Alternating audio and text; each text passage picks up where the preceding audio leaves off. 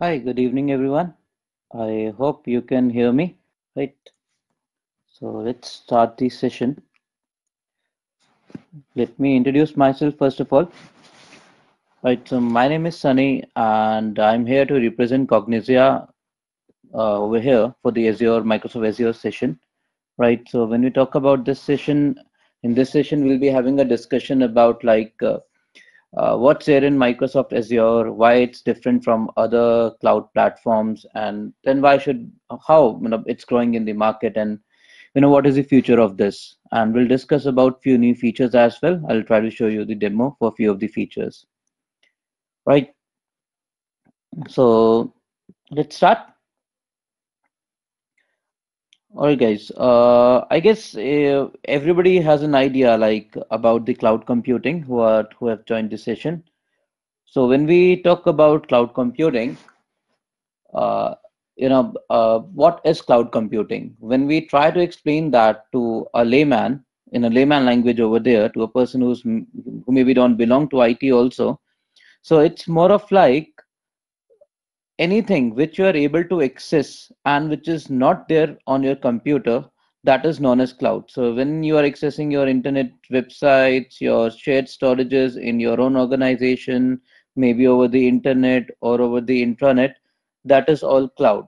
So the way the market is moving these days, the people are moving towards the public cloud infrastructure. All the organizations are moving towards there, and we have various players in the market, major players in the market, which have captured almost most of the market share over there.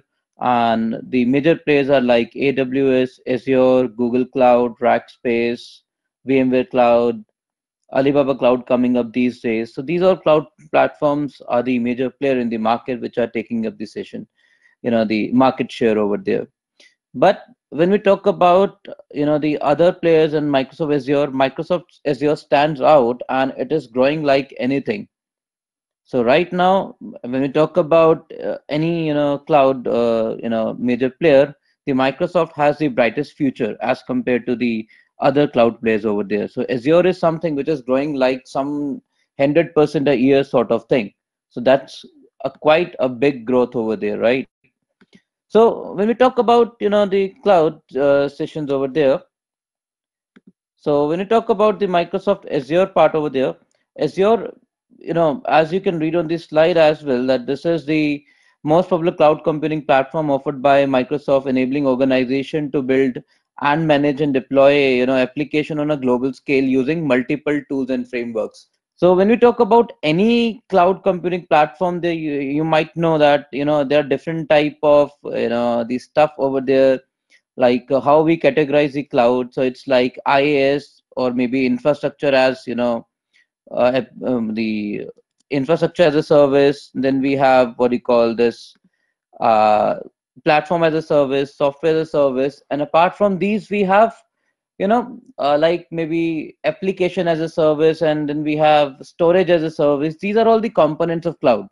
So when we talk about any cloud player, whether that is your Azure, AWS, these are the feature that they need to concentrate on. And when we talk about Azure, Azure is the one of the few clouds which is offering you all the features, right? So when we talk about any major, platform, any major cloud player in the market, over there they try to offer all these services, but not all the player are doing that. So when you talk about major players, you might have heard about, cloud like Pivotal Cloud Foundry, right? That is one of the good player in the market, but that only offers the PaaS. Now, what these structures are? So when we talk about infrastructure as a service, you're getting the complete virtual machine from the backend, right? When we talk about platform as a service, you're getting the platform to host your application. So in platform as a service, you are not liable to manage the virtual machine, the operating system of your environment, right? So whether you are using Windows at the back and Linux at the back end, it doesn't affect. You just have to host your application, right? So over here you can just come, they give you the FTP link, just put your application over there, and rest everything like scale up, scale down, scaling out the application, keeping it behind the load balance, and everything is taken care by the cloud service provider. Similarly, we have software as a service.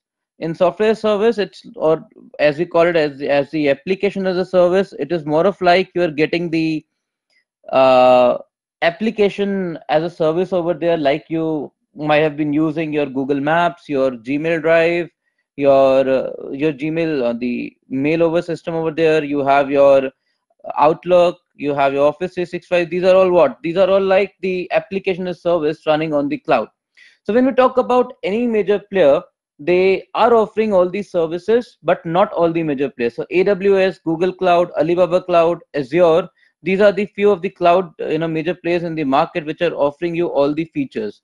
So again, we were discussing about the Azure. So Azure is one of the most famous, uh, cloud service provider in the market, and in this particular region, and when talk about uh, the cloud platform, Microsoft is growing like anything.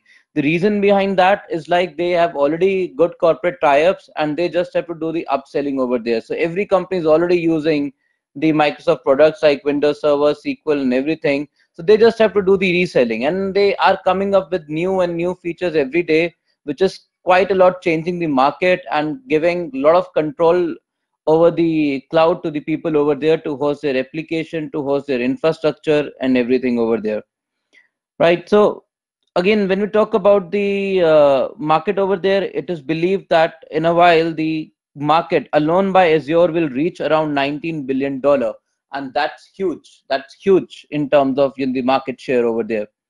So any other cloud service provider, they offer certain features, but they lack in a lot of things, because there are a lot of technologies in the organization being used which actually belong to the Microsoft domain, and that's why those things are more compatible with the Azure, and that's the reason that why Azure is growing like anything over there. So when we talk about the market share, when you talk about this market share over there, you can see like all the major players over there which are there.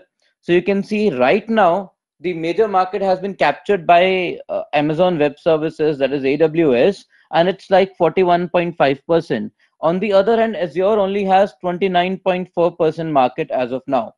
But when we discuss about these two, cloud service provider, Amazon is like, it started in 2004, and Azure started in 2011, and the production release came into picture around somewhere around early 2012, right? So you can see Amazon, yes, it is like 7 to 8 years more mature than Azure, but right now when you see the growth chart, earlier it was like the 62% market share was with the Amazon Web Services, but right now with the current scenario, Amazon Web Services market share is like 41% only, and Azure has grown up to 29.4%, right? And when we talk about the growth, as I told you earlier, in January 2018 and the first quarter over there, until the last quarter of 2018 over there, the Microsoft has given us 97% growth rate over there.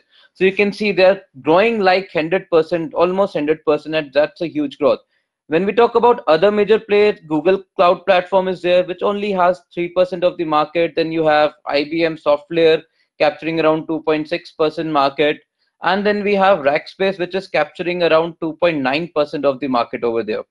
So, if you are aware of the cloud market, earlier you knew that the Rackspace was the major cloud service provider, but as soon as the AWS came into picture, that took up the market. Now the market trend is more towards the Azure over there. As I told you, like it's the Microsoft services being used in the organization, which leads to more compatibility with the Azure cloud, and especially the Microsoft is world leader because of their one major technology, is that is Active Directory over there. So the Active Directory feature of your Microsoft is quite compatible with your Microsoft Azure. In just one, particular click, you can just move all your accounts which are there in the local environment to the Azure environment. Then you can have all the Azure users, all the local users, all the AD users over the Azure as well. So when we talk about this Azure suite, it not only has the infrastructure services like VMs, it has like, the option for us to host the applications like web app services. It has the option, for using it as application as a service. You might have heard about Office 365. That is actually part of your Azure suite. You might have heard about Office Dynamics 365. That is also part of Azure suite. Then you have Intune, also the part of Azure suite over there. So there are multiple things under the Azure suite. Apart from this, it actually gives us the option to use it as storage as a service, and not only that, network as a service as well. So at the back end, it gives us the option to, like, you have your SkyDrive, you have your OneDrive, you have your Google Drive, Dropbox. That sort of feature is also available in case of your Azure. Not only like that, you have your shared drive in your organization, like a shared folder. That sort of feature is also available in the Azure. You can create a shared folder in Azure, and then you can use that on your local machines. So you can see Azure gives us a lot of options. And when we talk about the, the Azure sphere, as I told you, the major game changer in the market for Azure is Active Directory. So with one click, with one particular software, you can move all your AD accounts and you can sync it with the Azure portal over there. And then automatically whatever accounts you create in your local AD environment, that would be replicated to the Azure environment over there, although vice versa is not true. So whatever account you create in Azure, that will not be getting replicated back in your the organization AD over there. But again, as I told you, that all the accounts which you create in your local AD environment, those will be replicated to the Azure AD environment over there. And with that, what you can do, you can have single sign-on for your Azure, and you can use that authentication mechanism for your other application being hosted on Azure over there. So that gives you a lot of power, a lot of features, a lot of good things, like it gives you the complete seamless single sign-on connectivity with all your application which are being hosted on your the Azure, the structure over there, Azure architecture over there. That is what lacks in AWS. Although, as the figure still suggests that AWS is the market leader, but still, because of these all services which lacks in AWS, it's like Microsoft taking away the market from the AWS. And it is believed by 2022 to 2025, Azure will take away the market. It will become the major, it will have the major market share, what do you call, in the market over there. So it is hope that by 2022 it would be capturing around 50% of the market share, and that would be greater than Amazon Web Services or any other player in the market. So that's why Azure has the best future in terms of the cloud service provider, and that's why it's growing with a huge pace over there, right? And what all things the Azure gives us, and another good feature about Azure, it's present in almost around 140 countries, and it has around 54 regions, and that's the what you can say, most number of regions, the presence is there as compared to any other cloud service provider, which actually gives you one advantage. What? When you host your application, you know let's take an example. Your application is hosted in India and somebody from India is trying to access it. That's fine. But if your application is hosted in US and somebody is trying to access it from India, there would be high latency. So Azure gives you the option to host your application in different regions, so that if the people from different region access the application, they hit the nearest server over there, giving them the least latency over there. So if you have an organization wherein your clients are from different regions over there, you can scale out your application in such a way that it can be hosted in different regions over there.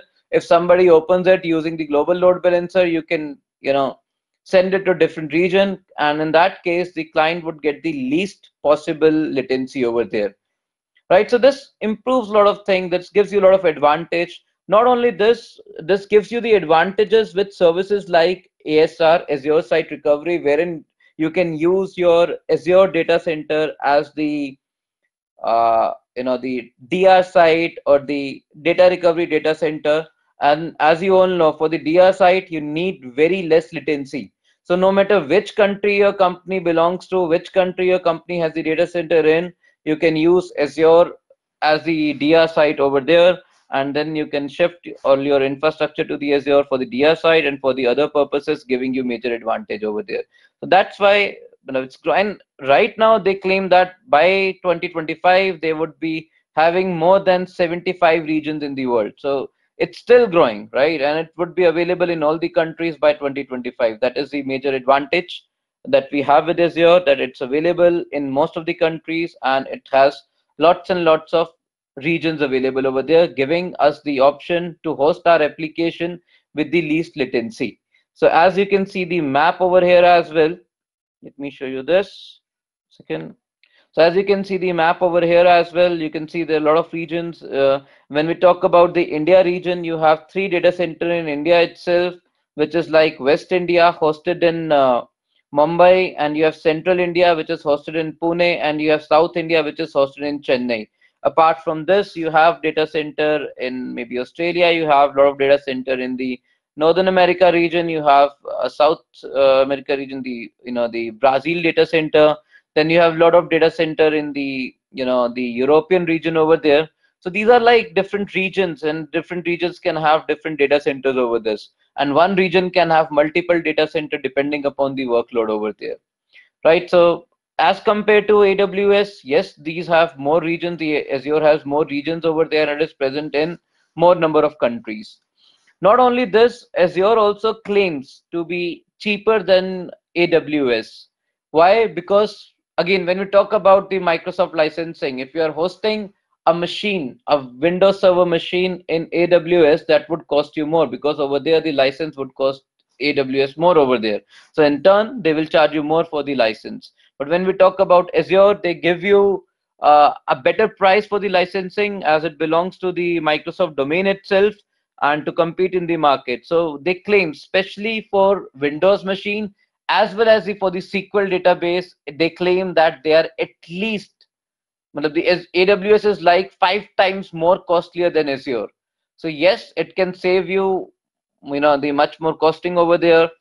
And obviously most of the organization use Windows platform at the back end for most of the things these days. So in that case, that can save you a lot of cost, right? So that's the few of the advantages that we have in Azure as compared to other cloud service provider, especially when we talk about the biggest market share cloud company over there, that's AWS. And this is the reason that, like, even if the Microsoft Azure started in somewhere around 2012, it has grown up to 29% just in 5 to 6 years, 6, 7 years, these in just only 6, 7 years, right? So it is giving a very good competition to AWS, and hopefully, as I told you, that by 2025 it will take away the market share from the AWS, and this will become the uh, the major player, or the biggest player in the market in terms of the cloud service provide the environment over there. So that's why I'll recommend that most of the, and that's why most of the companies these days are going with the Azure instead of going with the AWS. Although yes, there are few features in AWS which are more mature in terms of if you compare it with Azure, but still, again, how the Azure is growing, it is quite promising, and hopefully we'll be getting all those feature in Azure as well soon over there, right? So Azure, as I told you, the cloud is like a new thing in the market, and it keeps on changing over there. So right now, Azure and AWS both are like developing technologies, and every soon and now new things are coming up in the Azure as well as AWS. But so that's why they're changing, and that's why we have new exams coming into picture. So when we talk about your Azure environment, the people who are aware of it, they know that uh, earlier there used to be exams like 70-532, 533, 534, and 70-535. So 532 dealt with more of your the development portion over there, like for the applications, like for your SQL part, database part over there. And 533 was more of from the Azure infrastructure implementation, like when we talk about virtual machines, like hosting the web app services over there, like talking about the VNets and maybe storage services and all that stuff, right? Similarly, we had the architecture level exam for both over there, that is like 70-534, which is architecting Microsoft Azure solutions, and that was for your the development part. And then we used to have 70-535, that is like architecting Microsoft Azure solution, which was related to your the infrastructure architecture over there. So you could say that 533 and 535 belong to the infrastructure suite, and 532 and 534 more of was from the development point of view, right? But these exam are going to expire, by 31st of December this year. As I told you, Azure, they have been changing Azure like anything. They have been adding new features. So for those new features, they have introduced new exams, and there's new series of exams which is coming up now. That is AZ series Azure. It starts from 100, 101, 101, 102, and then you have 200 and 201 series, and you have 300 series, which belongs to your architecture part, right? So new exams are now coming up. Earlier, if you people, all these people who have worked upon Azure a bit, they might know that earlier we used to have the Azure Classic version. Nowadays, we have Azure RM version, Azure Resource Manager version, right? With Resource Manager version, they have introduced lots and lots of new, features over there. They have deprecated also few features, like if a feature like things related to security, few things have been deprecated, and a new security center has been introduced over there. So earlier there was like cloud hosting available. Now it's more of like web app services, that has changed to web app services. So yes, there have been a lot of changes in Azure, and for that they have introduced new exam series like AZ, the 100 series, which talks about your the infrastructure part mostly, and then you have AZ 101 and 102 exam in the same series over there, which talk all these three exam talks about more from infrastructure point of view, more from like the networking part, like from your storage part, like from your web app services, VM and all that stuff part over there. And then you have AZ101, again related to that in the more advanced level of the same thing over there. And apart from this, they are launching new series like AZ200 and AZ201, 202, 203 like courses over there. Then they'll be launching AZ300 series, AZ300, 301 and 302. So again, things are changing, and like I told you that AZ100 series is more of like the infrastructure part, and AZ200 series is more of for the development point of view. AZ300 series is more from your architecture point of view. So all those people who have done 70-533 exam, the replacement for 70-533 is AZ100 series, that is AZ100, 101 and 102. The replacement for 70-532 exam is like the AZ200 series, AZ200, 201 and 202. And replacement for 70-534 and 535 is AZ300 series. That is, again, I told you, more from the architecture point of view. Right, so you can go to the Microsoft portal and you can search for the new Azure exam over there. Let me just open that.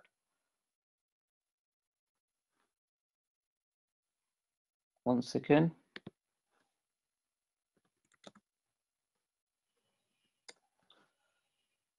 So you can find this link over the Microsoft portal, which actually gives you the new exams for your Microsoft series, Azure series. So you can see there's AZ100, AZ101, and AZ102, which talks about infrastructure.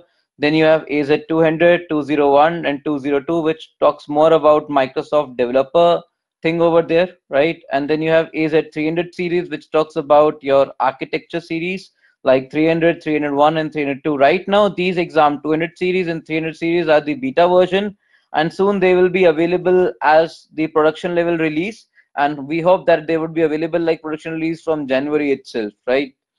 And then they're coming up with new series like AZ400, AZ900 and other series over there, which will talk about other things in the Azure apart from your normal VM, or they'll talk about your DevOps part, they'll talk about IoT and all that stuff later on the other exam series. The other exams, like you can see, 532, 533, and 535, they would be expiring on 31st of December 2018. Right. So right now, if you want to go for the newer certification, I'll suggest that you should go for the AZ100 series over there, and then later on with the AZ200 series over there. So again, let's come back to the Azure. And when we talk about that, when we talk about any cloud infrastructure over there in the market, most of the people are still hesitant to go over the cloud. And whenever we ask them this question that why they are hesitant, they have one single thing in mind, like they are concerned about the security of their data as well as their workloads running in the cloud. Right. So when we talk about security, that is something people have back in mind that clouds are not secure, but that's the other way around.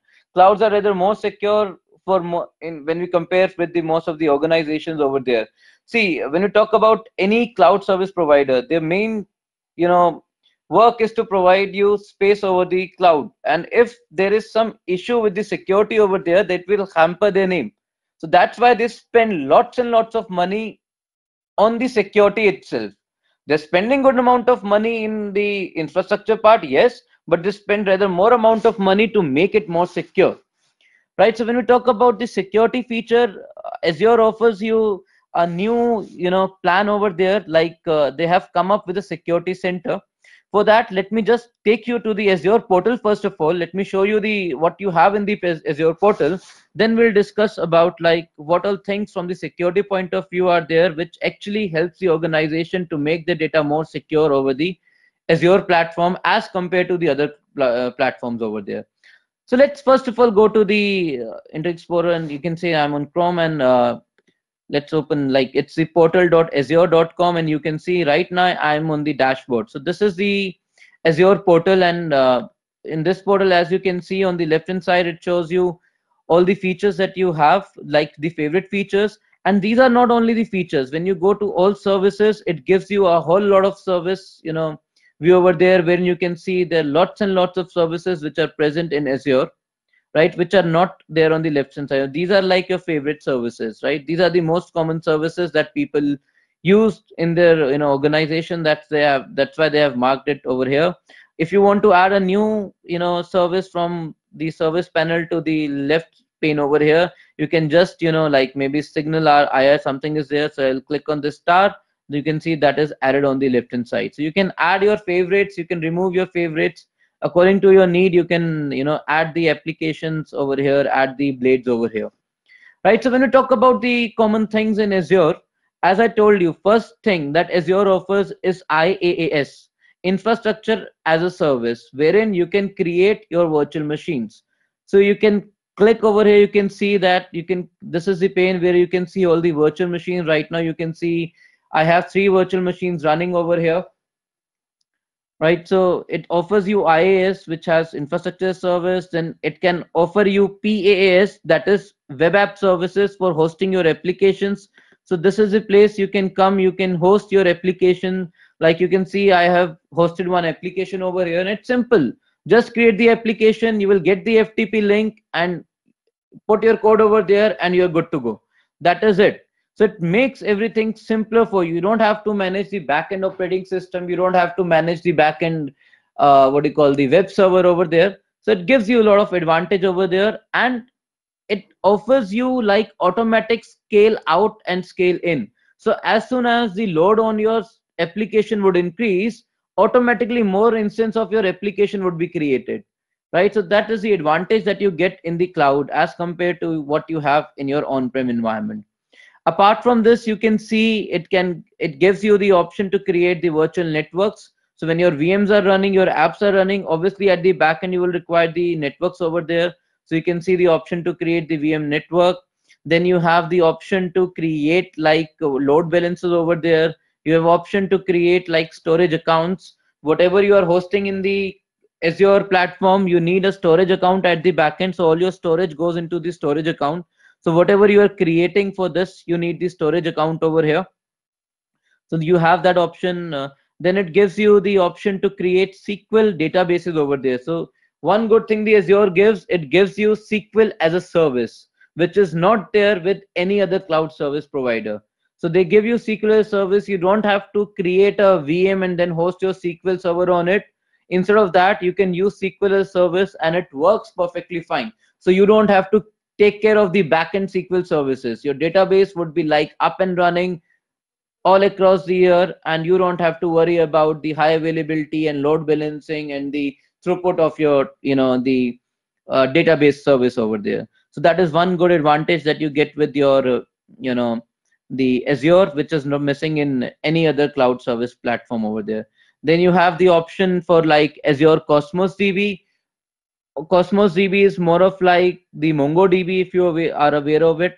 In that case, it is like NoSQL database. So you don't have tables, you don't have columns, you have objects over there. Using the objects, you save your data, and it actually gives you a lot of advantage, right? So that is like the replacement of MongoDB over here in the Azure.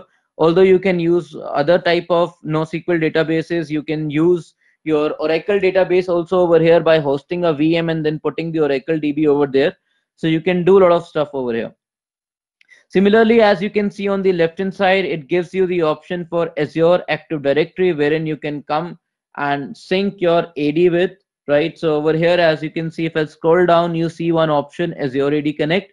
Using this tool, you can connect your local AD environment, your local domain controller with the Azure, and then uh, just with one click after that, automatically start synchronizing all your users which are there in your local AD will be replicated to the Azure, and whatever new users you also add in the local AD, they will keep on getting added over here as well. So it is like in continuous synchronization with your local domain environment. So you will get all your users over here after that, and then you can use these users to, you know for the single sign on, like whatever application are hosted in your Azure platform, you can use Azure authentication for that.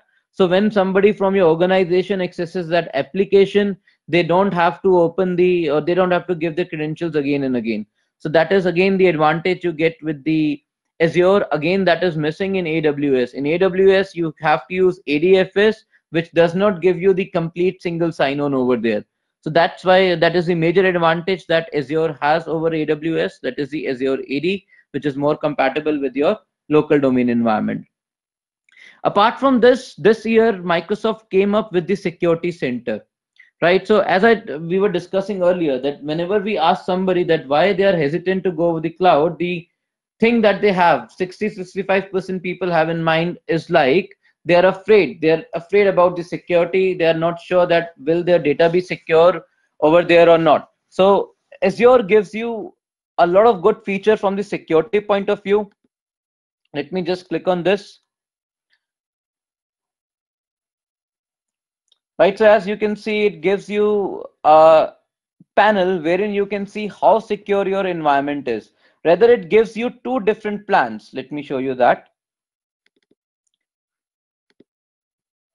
Azure gives you two different plans. One is like free tier, that is the basic tier. So even if you don't want to pay extra, Azure is still taking care of the security, wherein you can have your security policy set over there, and then you can see who can access your machines, how your apps can be accessed. And apart from that, it gives you the standard tier. In standard tier, it gives you a lot other options over there, like something like just-in-time VM access. So in that case, when somebody wants to access the VM, he will get the access for just that amount of time. For the other amount of time, the VM will not be accessible over the public network. So that makes it more secure. It gives you like advanced threat protection and threat intelligence. So it takes care of all your threat protection over there. Maybe like DDoS attack, maybe like sync attack, maybe like any other attack over there. Not only that, they have their own artificial intelligence working at the back end, so they will keep on tracking your user activity, and using the AI they will calculate, okay, this user might have been attacked, or maybe this user is like already compromised, and this user might have logged into these all machines. So they keep on calculating all that stuff, and they tell you, okay, which all machines are insecure right now, so you can, or which all user are insecure right now. You can go and change the credential of those users, and later on you can change the credential of the machines as well, or the IP of the machines, and all that stuff. Then it actually gives you the complete steps that what you need to do to make your environment more secure. So not only it is monitoring your environment, it is giving you suggestions also that how you can make it more secure. And at the back end, as I told you, they have their own AI working, which actually tells you which all user might have been compromised. So, and they can send the alert about that to your email, to your the text messages over there and all that stuff. All the features are available for that. And apart from that, you can have adaptive application control these days. So like with this, you can control what all application can be run on the VM created on the Azure platform. So maybe there are some VMs running in the Azure platform and someone tries to install, or maybe some malware tries to install a new software over there that will not run automatically. We can configure a policy like that wherein all the allowed applications will only run. So if that application is not allowed from the Azure portal over there or the Azure backend system, even if that application installed, that will not be able to run. So your malware, your viruses, they will not be able to run until unless it is allowed from the Azure platform. That makes it more secure. So you can see these all features are provided over there. As I told you, the free tier is, even if you don't want to pay for anything, it is still taking care of most of the attacks over there. And with standard tier, you get more, features over there, like again, as I told you, just-in-time access, adaptive application control, advanced threat detection, the custom alerts over there, threat intelligence. And for the time to promote this standard edition over there, they have been giving that for free for 30 days. And after that, you can decide whether you want to keep it or not, whether you feel that it is making your environment more secure or not. So to promote it, they are already giving you the option for a free trial for 30 days. You can use it for n number of machines, and after that you can decide that whether you want to go ahead with it or not, and then they will start charging you, and it's not that costlier also. So that is again a major advantage with the Azure that you get. These all features are like mostly paid in case of AWS. Over here, a lot of security features are already free. Not only this, they already take care of your DDoS attack as well. So if you'll see over here for DDoS also, they even if you're not paying anything, they have a basic plan which is free. So they take care of all the DDoS attacks over there, whether it is layer 4 attack, layer 7 attack, it is sync attack, or it is maybe your flood attack, or it is maybe your what you call SQL injection attack. They're taking care of that. But with the standard protection, that is the paid version of your DDoS protection over there, they actually give you all the alerts and they give you all the flow logs over there. So what happens, somebody is attacking your system, from where your systems are being attacked, you can see it over the map, right? From what all IPs you're getting the attacks from, you can also see that over there. So all the mitigation information, like from where the attack is happening, who is doing the attack, what all regions are there, like what flows are there, what type of attacks are happening. If you want to see that all information, in that case you will have to go for the standard protection. Otherwise the normal DDoS protection is fine and it's free, and it takes care of all the different type of attacks happening, whether on your virtual machine or whether that is happening on your what do you call, your web apps. So that is again an advantage that you get in the Azure region over there. So as I told you that Azure keeps on changing. So the agenda of this particular training is also like the new feature of Azure. So let me just take you to few of the new features of Azure that we have. One feature that Azure is coming up with the cost analysis, which was already there, but again they have come up with a new feature, although that is not available for the trial version, free trial subscription over there as I'm using it. Again, let me introduce you with the what kind of subscription also we have in Azure before we can proceed.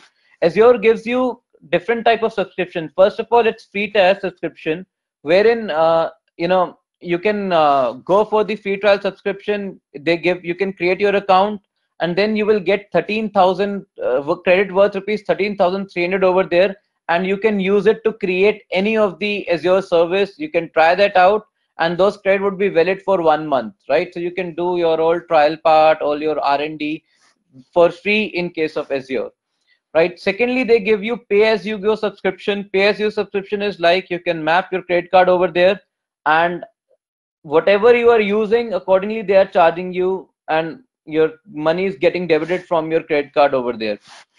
Third thing is like the enterprise agreement that they sign. So when you are a bigger organization, you can sign an enterprise agreement with the Azure over there, and in that case, trust me, you can save up to 40 to 50% of the cost. The machine, like the virtual machine, which is costing you around 10,000 rupees, in enterprise agreement it can cost you around That's 5.5, 6,000 rupees over there, right? Not only this, apart from the enterprise agreement, they have now come up with something known as RIs, also known as reserved instances. So if you're not that bigger organization that you cannot go for the enterprise level agreement with your Microsoft over there, you can go for Azure RIs. And in that case, if you reserve your virtual machine or if you reserve your web app services instance for maybe a year, maybe 2 year, maybe 3 year, they give you a lot of discount.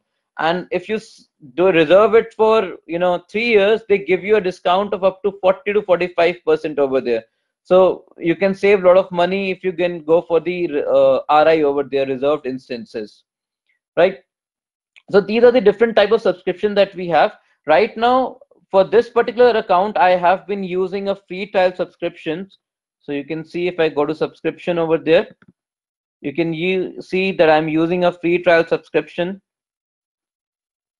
It's active and I have currently used around 2,714 rupees over there. So when I open this, they give me the option to do the cost analysis over here as well on the subscription. So you can see it is showing me that I've consumed what amount and which all services have consumed the amount over there. So it is showing me that some simple VM has consumed around 652 rupees.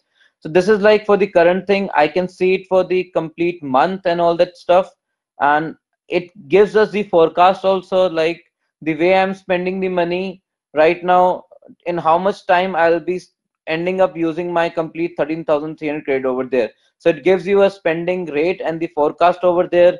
Then you get the complete list, right, that which services have been using what amount in your environment, so you can have a look at that, right? So not only this, if I click on the main cost analysis over here, you get the complete list service wise. And not only that, you can select maybe from current period to maybe past 30 days. You can apply that. You can select if you want to just look at for maybe desk operation or maybe just for virtual machine, not anything else. So you can just apply. It will show you all the money that has been spent by the VM over there. You can do it VM wise, you can do it resource wise, and you can do it something known as resource group wise. So maybe I have different resource groups. Maybe for IT department, I have one resource group. So I want to see how much money has been spent by IT department. I can just select and click on apply. So it is showing me for past 30 days, IT department has used somewhere around 385 rupees over there.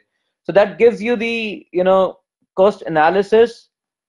That is a new feature that came up in the Azure this year. Not only over here, if I go to cost management, I can get a, what do you call, the organization wide cost analysis. So you can see one cost analysis option over here and a budget option over here. Right now that cost analysis option is grayed out.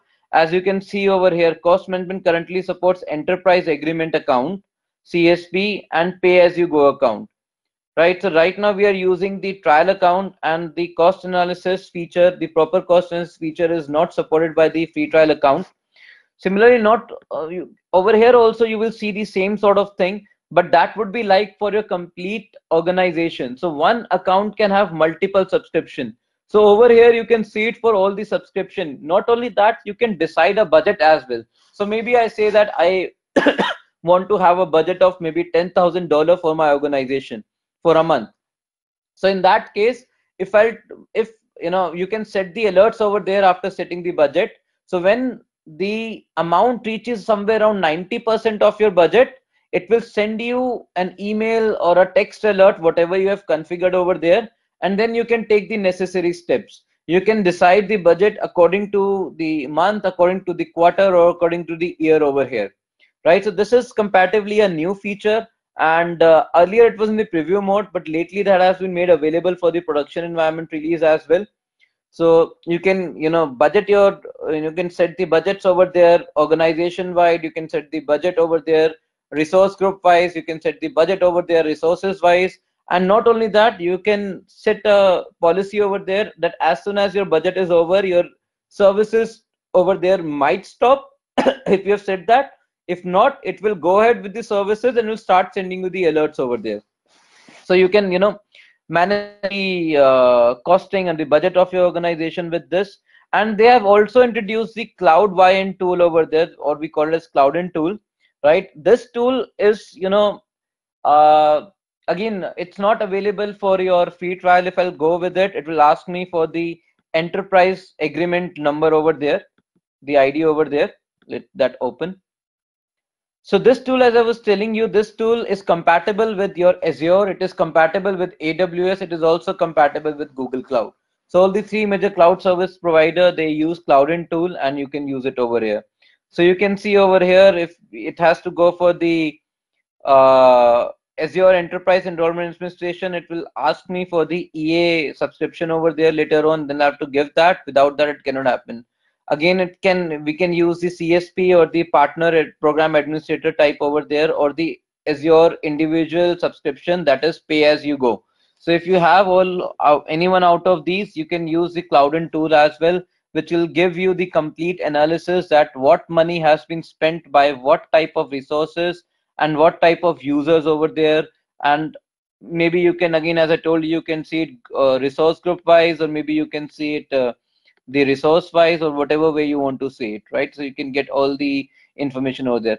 Not only that, it has advisor recommendations over there, so which gives you the advices like you know how you can make your things secure, how can you reduce the the costing over there of your resources over there, how you can make it more highly available over there. So if you can see on the left hand side also, we have the advisor tool over here somewhere. You can see advisor tool. This is the same tool that I've clicked over there.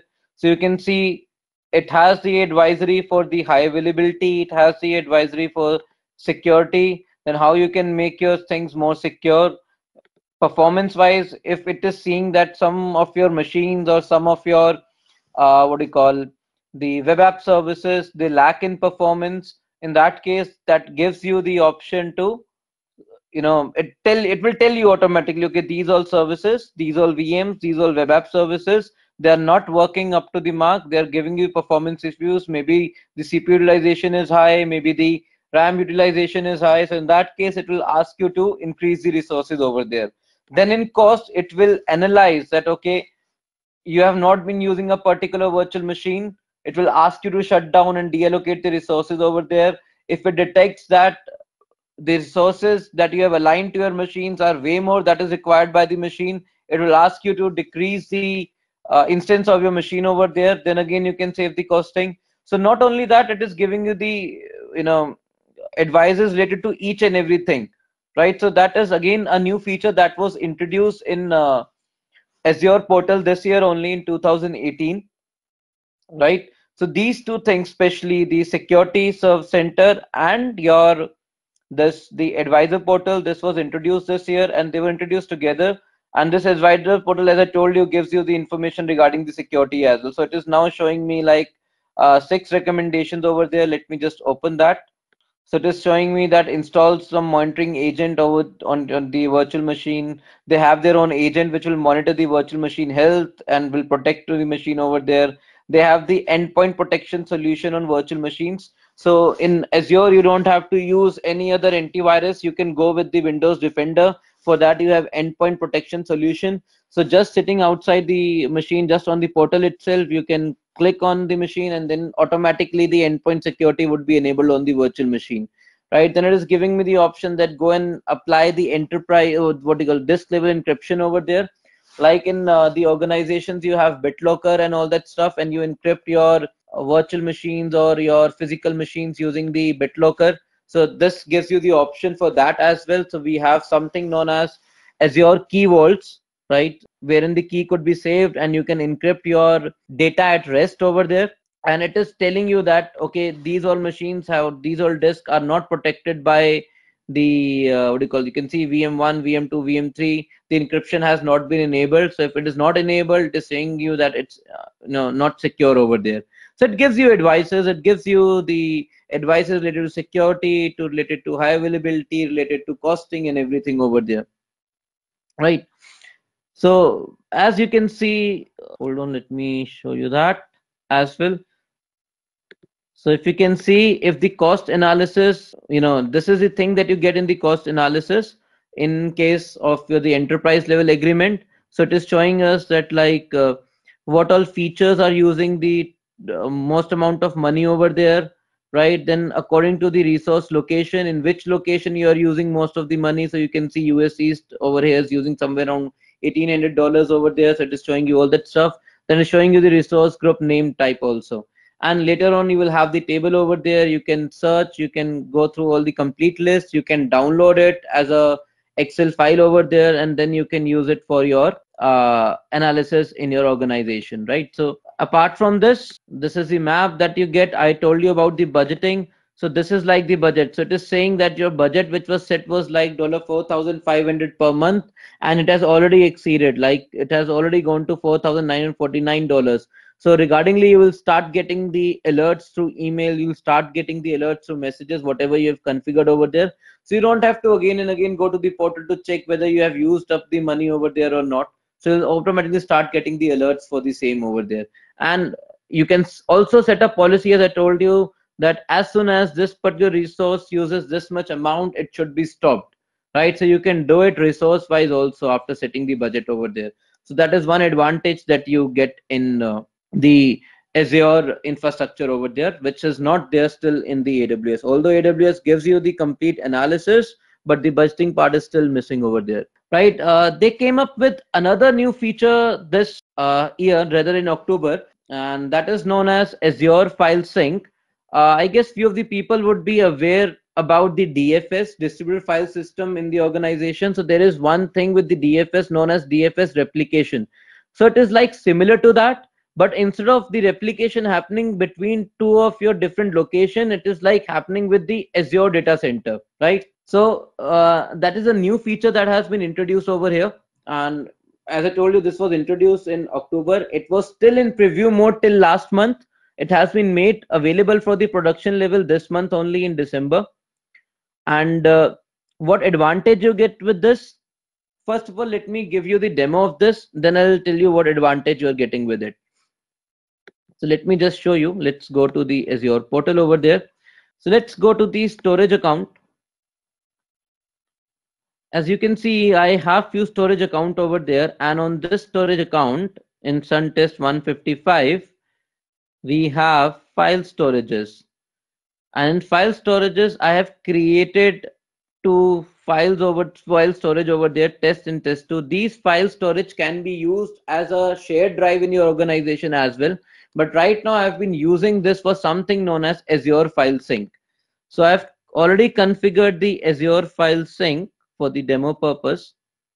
So when you search for the Azure File Sync over here, let's open that.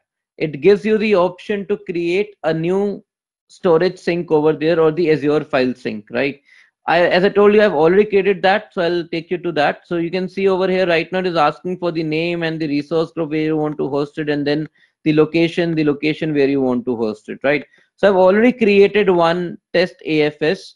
So if I'll go to my all resources over here, under all resources, you can see I have AFS test 1, and this is hosted over here. So in this AFS test 1 or the file sync, you have something known as sync group, right? In sync group, let me open. I have a sync group by the name test 1, and in each sync group you have the cloud endpoint and you have the server endpoint. Cloud endpoint is the cloud storage, like the test2 container that I've created on the storage account in my Azure account. And you can see VM1 and VM2 are talking to this sync. These VMs, they don't have to be the Azure VM. They can be Azure VM, or they can be the VM in your organization on the on-prem data center, or they can be the physical machine as well. So you just need to register your on-prem physical machine or the on-prem virtual machine with the Azure data center somehow. Something known as, there's some storage sync tool available from Microsoft. So you use that tool to register your VM with the Azure portal, and then those VM would be registered over here, available over here. Then you can add it into the server endpoint. So you can see, let me show you. If I'll go to the registered server, it shows me all the registered file servers. So right now I just have 2 registered file server, which I've already been using in the Azure File Sync or the sync group over here. So let's go to these machine. Let me show you what it is capable of. So let's go to virtual machines. Again, I'm repeating, I'm just using the Azure machine for the demo purpose. Generally, these machines would be the file servers in your on-prem data center. So let me open VM1 and let's connect to VM1.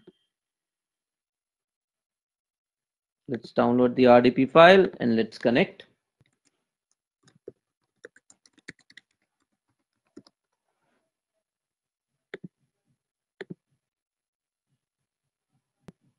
Right. So let me just show you. In this VM1, in the C drive, I have a folder by the name share1. And you can see there are certain files in this share1. This particular folder is now syncing with my Azure file services where, let me show you that as well. So if I'll go over here under my storage accounts, under suntest 155, under files over here, this is the shared folder I've created over here. So let me open test2. You can see all the same files present over here as well, right? So if I create any new file in my local share, let me go back to that machine. So maybe I want to create a new file over here by the name. Let's do it. I'm creating a new text document by the name Cognixia 1 over here. Again, a new text file.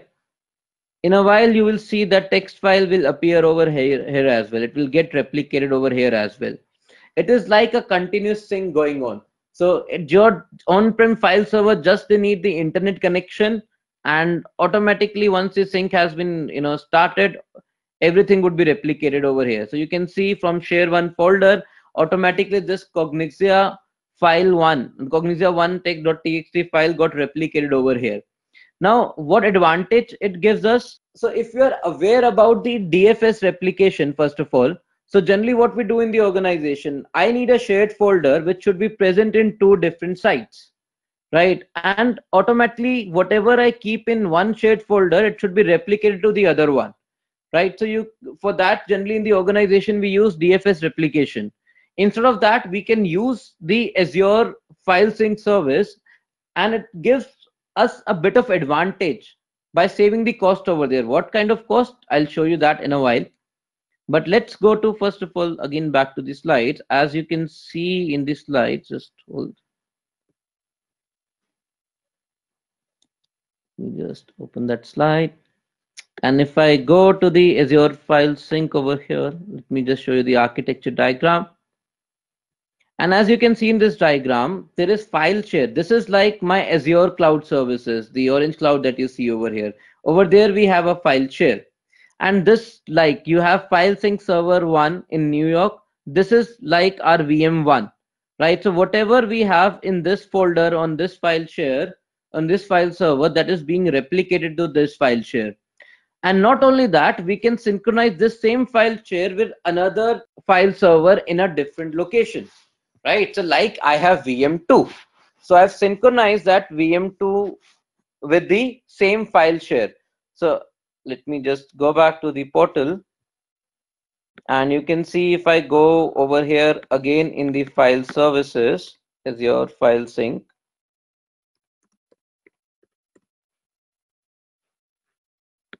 Let's open, sorry, not from here. Let's go to all resources. This is the AFS test one file sync that we have created. And as you can see under sync group, under test one, we have a cloud endpoint, right? So this is our cloud endpoint, the test2 file share over my Azure infrastructure, right? And this machine, like one in New York and one in Seattle, these are like server endpoint. In my case, those server endpoint are VM1 and VM2. So whatever file I keep, whatever file I put in the VM1 in the share one folder, that is getting replicated to my VM2 in a different location. Let me open VM2 as well. Let's go and connect to VM2 as well. Let's go to virtual machine. Let's go to VM2 and let's click on connect over here. So let's download the RDP file for VM2 as well. Let's go and get connected.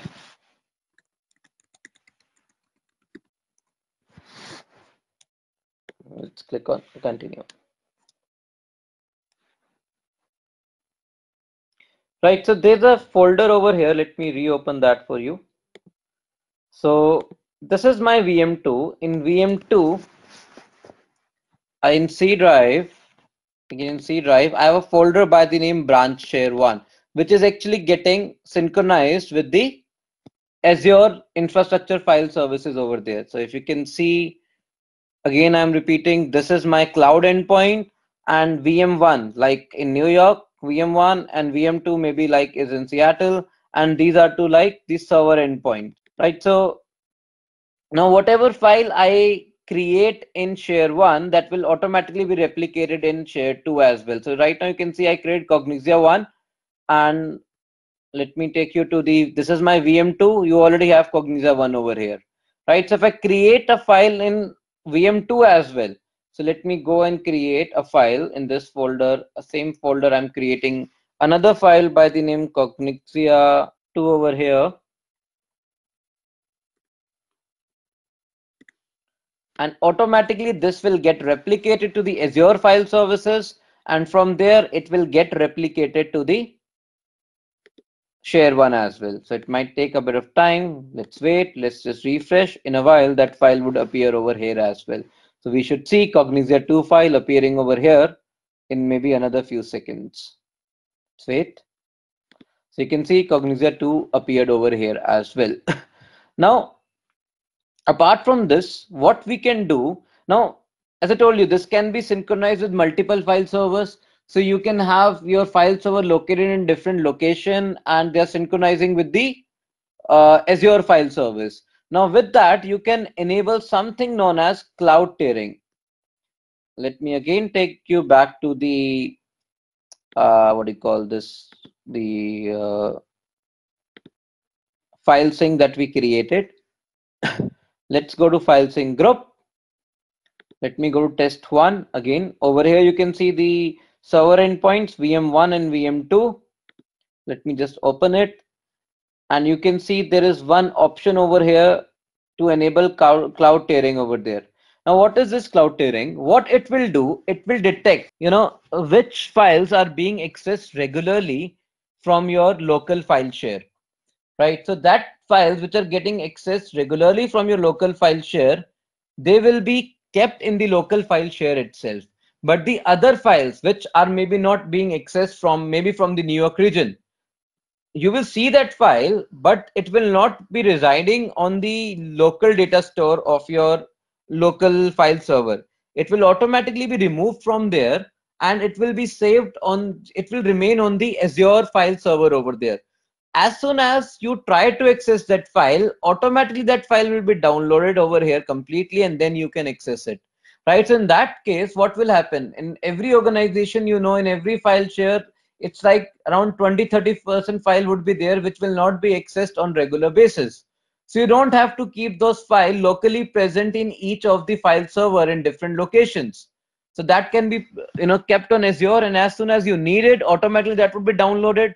And again, if there is some file which is not being used for maybe for past 15 days, automatically that would be removed from the your local file server, although you will see that file over there, but it will not consume any space on the disk over there. That will be showing you the file from the Azure file server over there.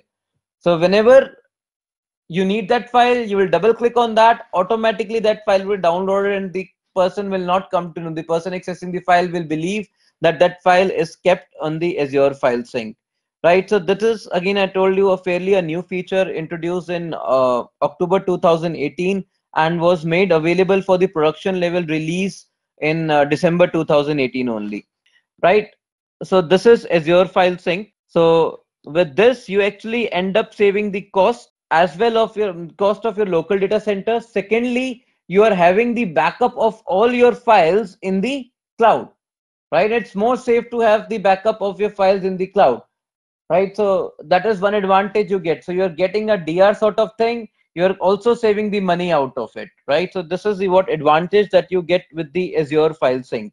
Again, apart from this, a new one more feature came into the Azure this October only, that is known as policies.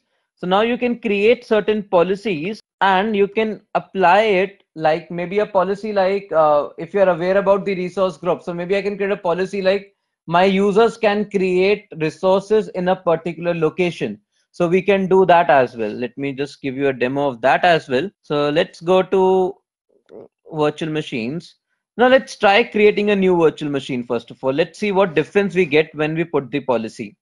So let me click on add a new VM over there. So you can see I can select the subscription right now. I just have only free trial subscription, and I can select the resource group.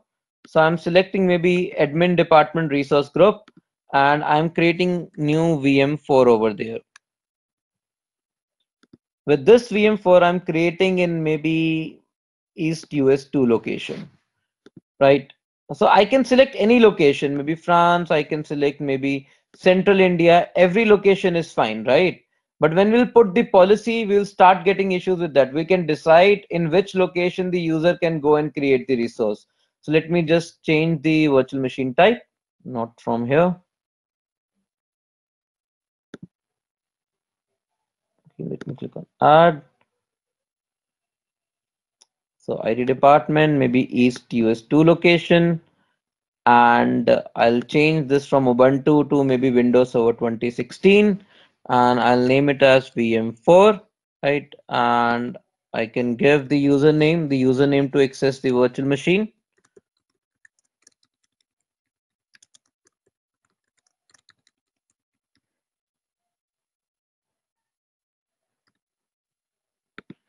Right, so I've given the password for that. Now allowed ports, so that I'm allowing RDP ports so that I can take the RDP of the machine. Now, as you can see over here, I can select any location. Let's go to management. I'm just turning off the boot diagnostic, review and create. So you can see the validation has been passed and I can go and create the virtual machine. Right. Now maybe I want to put a policy wherein I say that uh, people in my organization can only create virtual machines in or the resources in South India data center, nowhere else. So with that, again, the Azure has come up with such policies. Again, that's a new feature over here introduced in October this year. So let's go to policies. And over here, you can see the assignment. I can assign a policy accordingly over there. So let me go and create a new policy. So you can see you can assign policy over there. Let's go and do that. And if I want to exclude certain resource group, so maybe let's exclude IT resource group. So I'll exclude IT resource or IT department resource group from here. Why? Then we'll see that if we use the IT department resource group, we can create resources anywhere. On in the other, what do you call the resource group, we can only create the resources in the South India data center. So let me just save this. So it has not been added. Let's select it again. Choose the resource group, IT department, and add to the selected thing, and now save it. So you can see that has been added in the exclusion list over there. Now let's go and find the policy regarding that. So let's go to the policy definition. So you can see over here also, you can see a lot of policies are still in preview as this is a new feature.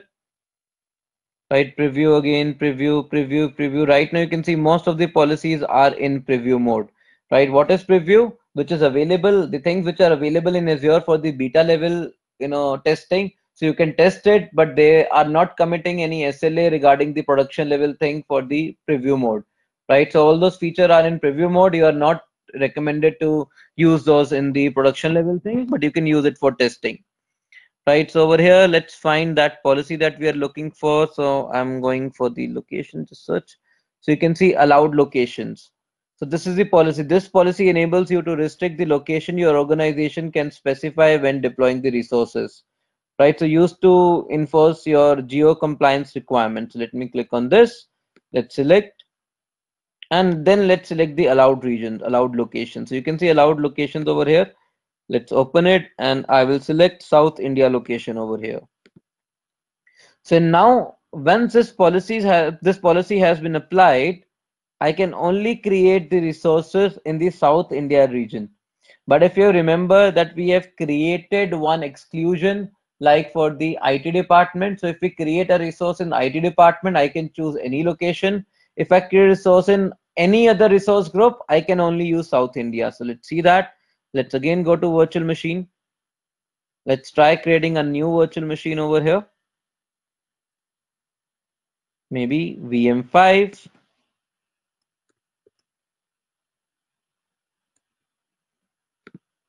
Now it is saying us East US. It is already selected. Let's see what happens. Again, you can see I'm using admin department. So let's change this, what do you call the image, not from here.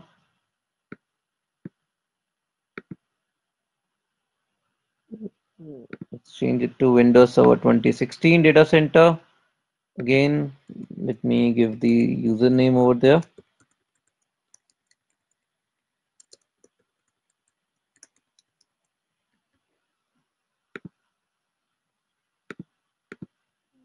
Let's give RDP. And under management, again, I'm turning off the monitoring for the time being. And now let's click on review and create. Let's see what happens. You can see the validation check failed, right? Why? Let's go and open that. Resources VM5614 is disallowed by policy, code request disallowed by policy, and then you can see allowed location. So why? Because it was rejected because it was not the part of the allowed location. So I can click on allowed location and it will show me all the allowed locations over there.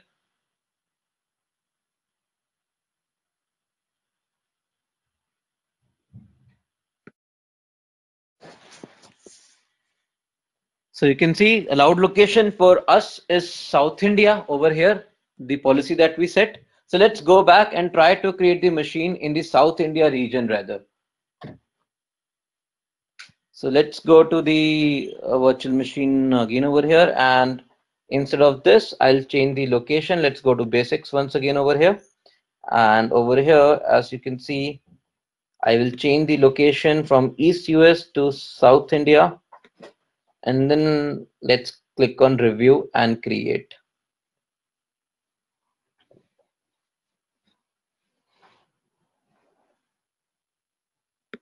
Now you can see the validation has been succeeded, has been passed, and now when I click on create, the machine will get created. So you can create your custom policies as well. You can create your own custom policy using the PowerShell scripts over there. Let me show you that as well. So if I'll go to the policy back again,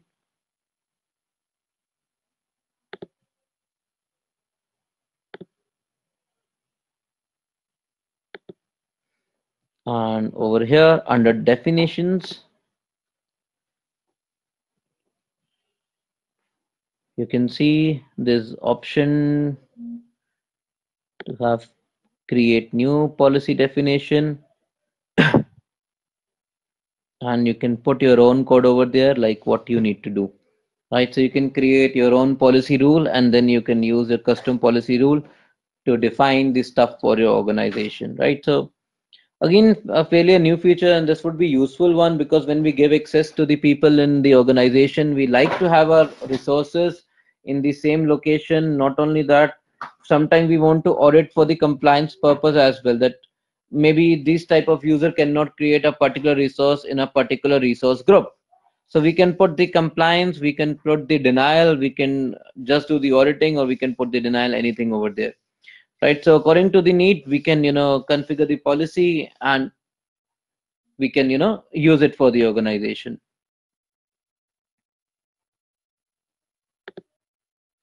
right? So you can see at the back end my VM has been deployed. One of the VM has been deployed and the other VM is still getting deployed over there. But if you can see, according to the policy that we created, if I'll again go back to the virtual machine, let me try adding a new virtual machine, maybe VM6 this time. Now, instead of selecting admin department, I can select IT department. Remember, in the policy, we create the exclusion for the IT department. So even if I select any location for this, maybe I select Canada East, right? I'm changing again back to the, not from here, Windows Server 2016 over here. And let me give the username and password once again.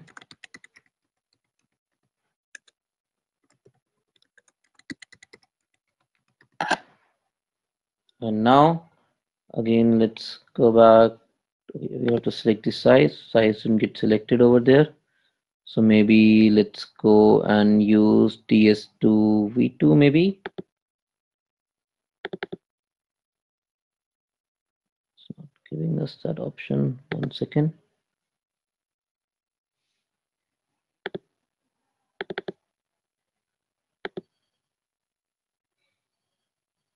These are not available, although it should select it automatically for the trial version. Let me see what happened.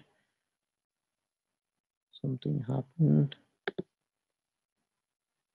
1 second, it's again created. Sometime it doesn't select the what do you call this, the instance or the size. You can see it is already automatically selected. Let's again go back to 2016, and I'm changing the location maybe to East US2 this time, and I'm giving the name as VM5.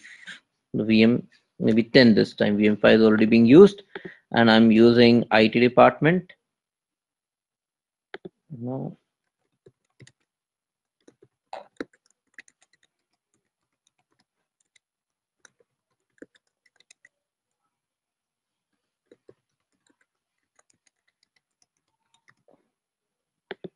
Right, and let's click on again management back over here so that we can turn off the monitoring for the time being, and review and create. It should validate. Remember, for the IT department, we added the exclusion. That's why I can create this anywhere. Right, so that is the advantage that we get with the policies over there. So just wanted to show you the demo for that. Again, let's have a look at another new feature that was introduced in Azure lately. Now, I guess everybody would have heard about containers like Docker, Kubernetes, and all that stuff, right? So Azure was the first one to bring the containers to the cloud, right? So if you can go over here, let's go to the app services and let's see something. And it's very simple to deploy containers over here. Although till the time the Azure only offers you the Docker service, like the single container over there, the Kubernetes and all that stuff is still in preview mode. So maybe by Jan and in Feb, we believe that it would be available for the production level release as well. But let's see how to create one. So let's go to add over here, and I can add a web app service. And let's create one. You want to use existing or maybe create a new resource group. Let's go and create a new resource group as well. So maybe Cognixia app 1, and let's give the web app a name over there. So maybe Cognixia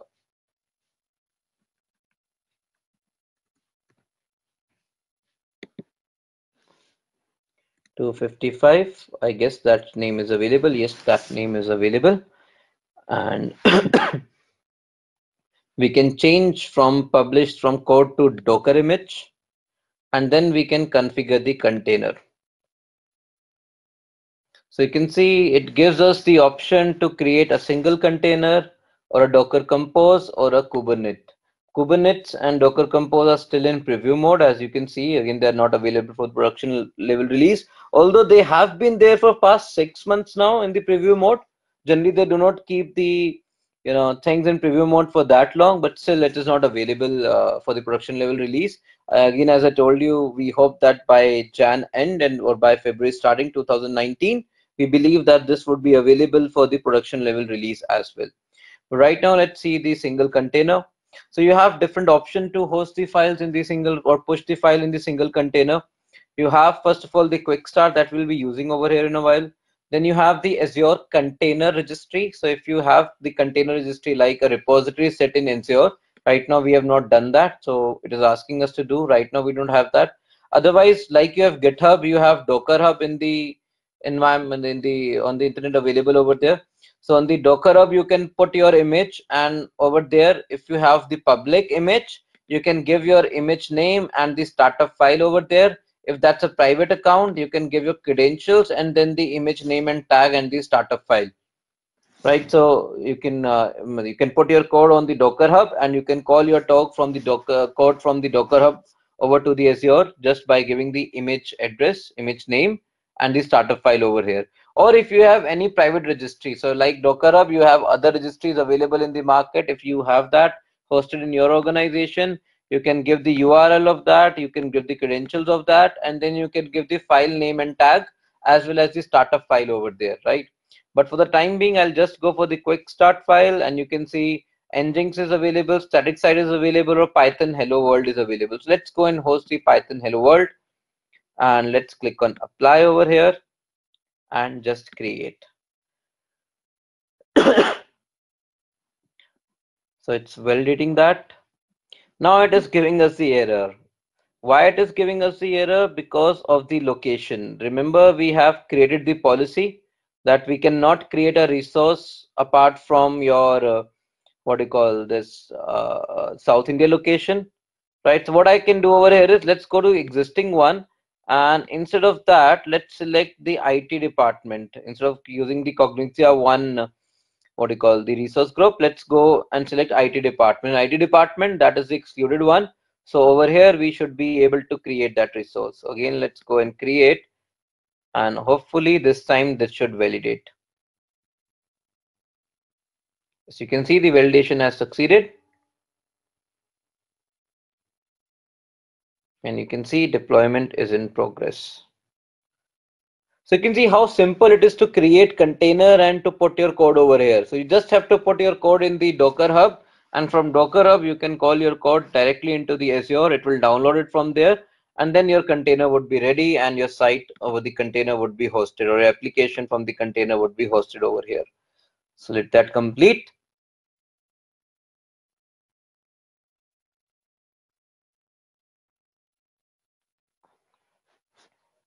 So you can see deployment has been succeeded. And if I'll go to web app services once again, app services, we can see Cognixia 255. We just open that, and you can see the public URL for that. Although we can use our custom domain also with this, for that we'll have to, first of all put the custom, or add the custom domain in the Azure, and then we can use it with the what do you call this, our application. For timing, let's open it at the public URL given by the Azure to us. Let's click on that.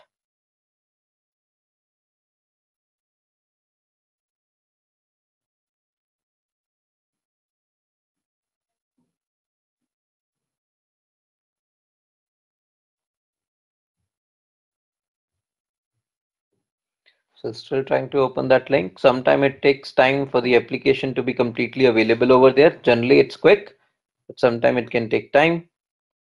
That's happening. Let's wait.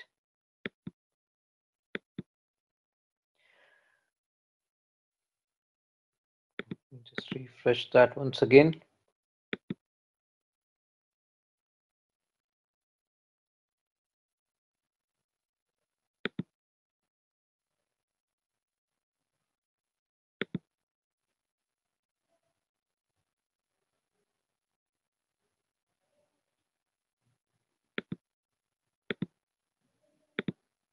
Still taking some time.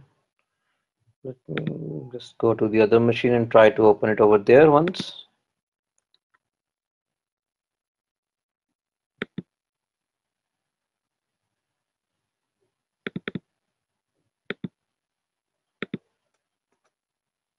Yeah, you can see it has open Hello World app service, right? This is the default code that you get over there.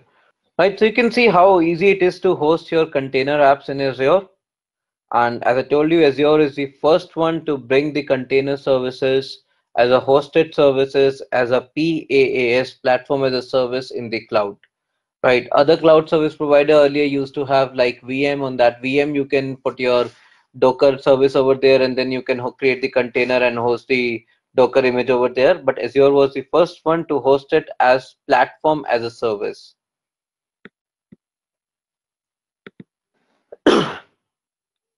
Okay.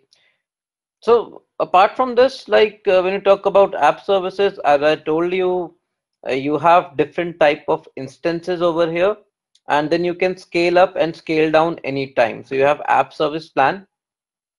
So you can see different type of plans available, and you can see the pricing for those. So you can see P1, V2, P2, V2 plan, premium plans over there, 7 GB RAM and DV2 series compute equivalent, and it's costing you somewhere around INR 16,719. Then you have P3, V2. So whenever you want, you can just shift from one version to another version with just one click. So in Azure, it's quite easy to scale up or scale down, and it's easy to scale out and scale in as well. What is scale out? When you have like maybe let's take an example. There's one application which experiences maybe 1000 simultaneous connection during the weekdays, but during the weekend the traffic on that particular website or the web app goes high, so it experiences now around 3000 to 4000 simultaneous connection. So what you can do automatically, it will go and create a new instance behind the load balancer, and then it will run your app in the load balanced manner, and as soon as the load again goes down, automatically will go and delete that instance. And Azure charges you on per minute basis, right? So if that instance is available only for maybe 5 hours, so you'll just be charged for 5 hours, not for the complete week or complete month, right? So that is one good advantage that you get with any cloud service provider these days, and Azure is one of them. So you can easily scale out and scale in your application according to the load, according to the CPU utilization, according to the RAM utilization, and all that stuff. Similarly, when we talk about virtual machines as well, in virtual machines also there are different plans. Let me show you that as well. Let's go and search for VM plans. Is your VM pricing, or that will give us the good idea over there.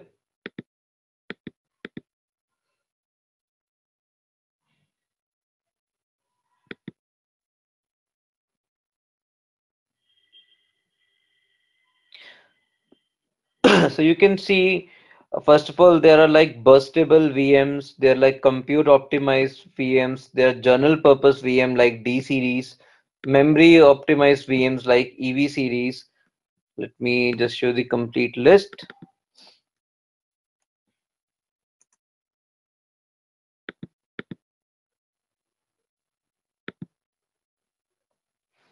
So you can see this is the complete list. So they have categorized the different type of sizes available in different list over there. So like there is general purpose, which contains burstable VMs, D series like DSV3, DV3, DSV2, DV2, and A series, and the DC series. DC series is the newest series that we have in Azure general purpose. So these are like for the entry level workloads, and then you have the compute optimized where you get more compute resources, right? So for that you have FSV2 and FSNF series. Then you have memory optimized wherein you get more memory onto the virtual machines. So you have E series over there like ESV3, EV3, and the G series, GS and G, and another DSV2 and DV2 series available over here as well. Similarly, you have storage optimized wherein you can attach more number of physical disk. So that goes for the L series. Then these days you start having the GPU optimized machines as well. So wherein you get more GPU power, more power for your graphical thing over there. So having NVIDIA and all that stuff, graphic card at the back end. And then you have your high performance compute, like with the fastest and most powerful CPU available in the market. So what kind of compute are being used, or what kind of CPUs are being used at the back end? You can also have a look at that if you go into the details. So let's go to general purpose. Let's go to the compute sorry, general purpose normal one.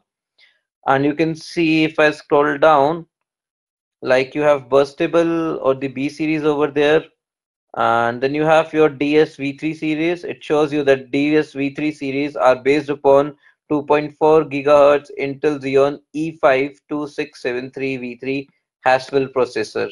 or the latest 2.3 gigahertz Xeon RE52673V4 Broadwell processor. So sometime your application or your the things which are you are running on the virtual machine that has certain dependency upon certain type of processor. So accordingly, you can come and check what type of processor is being used by which series, and then accordingly you can select the series for your machine over there, right? So this also gives you the list like how many local SSD can be attached or local drive can be attached. So you can see local SSD like not from here. We'll scroll down. Yeah, you can see the maximum data disk 4, 8, 16. So as you keep on going ahead with the series over there, you see that you can attach more disk over there. You get more memory like 8 GB, 16 GB, 32 GB, 64 GB, 128 GB, and maybe 256 GB over there. So if you go for maybe compute, maybe let's go for the memory optimized. So over there you can see VMs E3 series which have more amount of memory available. So you can go up to like 432 MBs in one single machine. So that's a good amount of resources available, and you can see 1024 GB RAM also. Like you can have a VM with 1 TB RAM or maybe 1792 RAM or 2 TB RAM or around 4 TB RAM over there. So you can see you have lots of option available these days with the VM instance. And obviously, according to the resources, the charge would keep on growing over there.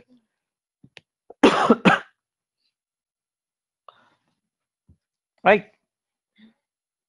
So different plans available. You have your GPU optimized like NC series or the NC V2, V3 or ND or ND V2. You can see the CPU, memory, and you can see the GPU attached over there. So you can see one GPU attached, two GPU attached, or four GPU attached, and which GPU attached you can find it over there that this type of NVIDIA Tesla K80 cars are attached. So if you are requiring a machine with like maybe uh, for your graphics workload, you can use the GPU optimized, instances over there. Right. So again, like this, the list goes on, and you have lots of new features every now and then coming up in the Azure.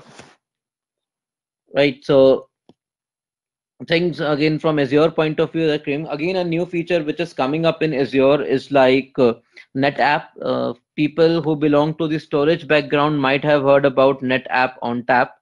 So one second, let me just show you. So you can see Azure is coming with Azure NetApp files, not this one. Azure NetApp files over here, and you can see it is actually in preview mode right now. So it was introduced as a preview mode in the October, and hopefully by Jan and in Feb this would be available like for the production level release.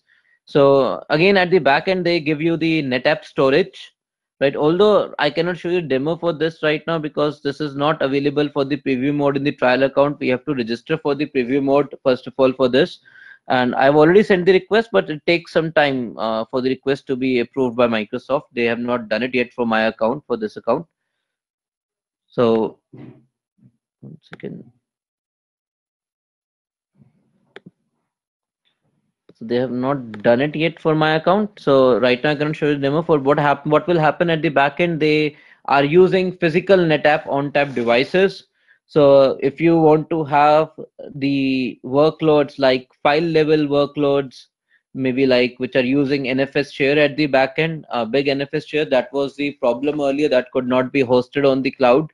So Microsoft is coming up with NetApp on tap, and this will actually be provided as a service by Microsoft directly. It will not be a third party service on Azure. So it will directly be managed and hosted by and sold by your Microsoft Azure itself. Right. So then you can get your all what do you call the storage level features that you get, like maybe snapshots, like maybe your what do you call the cloning part and everything, the storage level management of the NetApp on tap, technology available over here as well.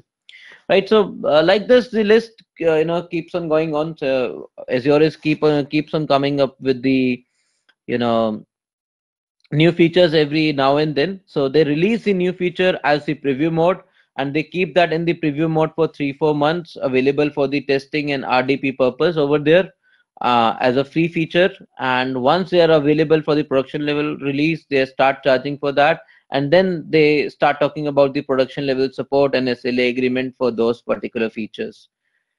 Right. So this is what we have in the session. And again, just for your information, once again, that I told you the earlier exams that we used to have, like 70-532, 533, 534, and 535, those are being discontinued by December 31st this year only. So they're there only for 3-4 days now, and they're coming up with the new Azure AZ series exam that I've already shown you. So if you join us for the other things, we'll be proceeding ahead with the Azure AZ 100 and 101 exams, the courses again. So yeah, I hope this session has been informative for you. And thanks for joining in, everyone. Have a great day ahead. All right. Thanks. Bye bye.